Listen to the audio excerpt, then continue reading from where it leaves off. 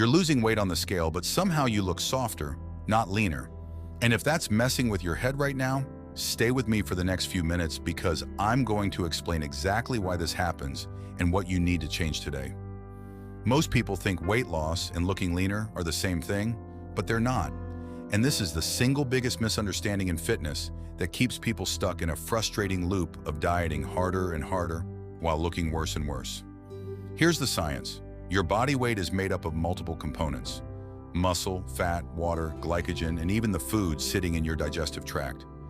And when you're in an aggressive calorie deficit, especially without resistance training or enough protein, a significant portion of that weight you're losing is actually lean muscle tissue, not fat. Muscle is what gives your body shape, tightness, and definition. It's the difference between skinny fat and lean and athletic. When you lose muscle along with fat, your body fat percentage doesn't drop as much as your scale weight does, which means you're becoming a smaller, softer version of yourself instead of a leaner, more defined one. This is sometimes called skinny fat syndrome, and it's incredibly common with crash diets, extreme cardio-only approaches, and very low protein intake. On top of that, there's a psychological trap that makes this worse.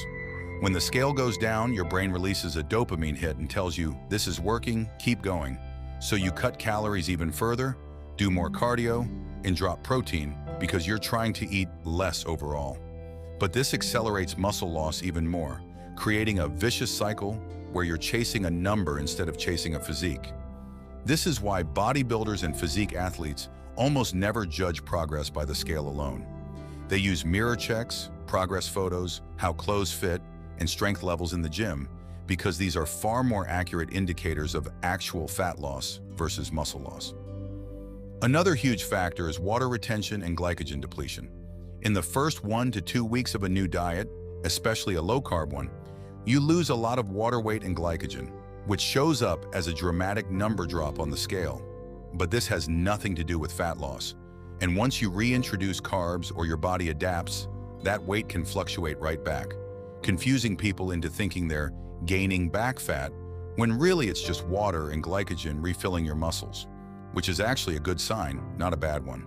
Then there's the resistance training piece, which is non-negotiable if you want to look leaner and not just lighter. Without progressive overload and enough training volume, your body has zero reason to preserve the muscle you already have.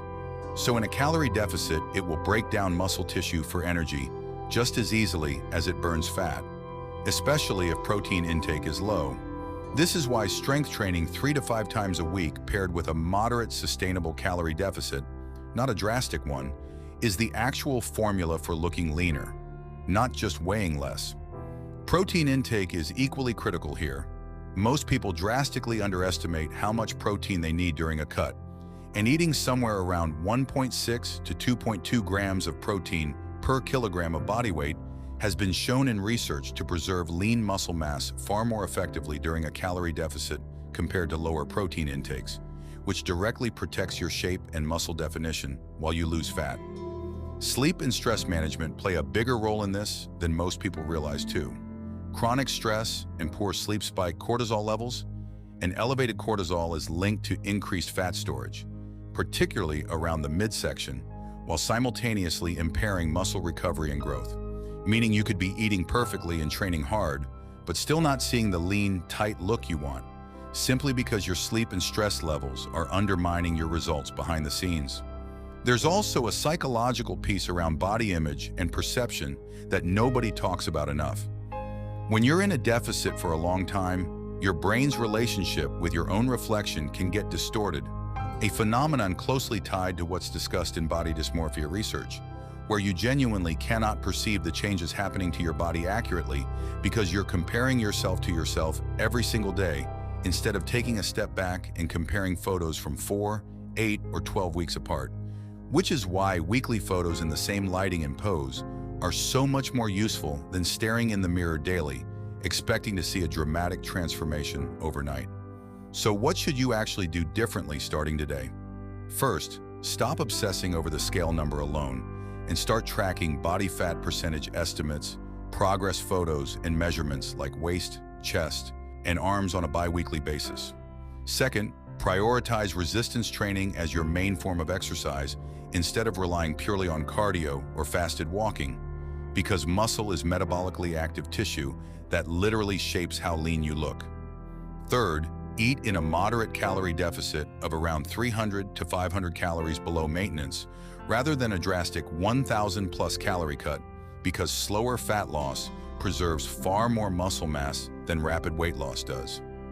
Fourth, hit your protein target every single day without exception, because this is the single most controllable variable that determines whether the weight you're losing is fat or muscle. And fifth, be patient with the process and trust body composition changes over scale weight changes, because true physique transformation, the kind where you actually look leaner, tighter, and more defined, takes consistent months of the right training and nutrition, not just a shrinking number on a bathroom scale. If this video helped you understand why the scale has been lying to you, drop a comment below telling me your current biggest struggle, whether it's losing muscle, hitting a plateau, or dealing with skinny fat syndrome, because I read every single comment and it helps me make videos that actually solve your problems.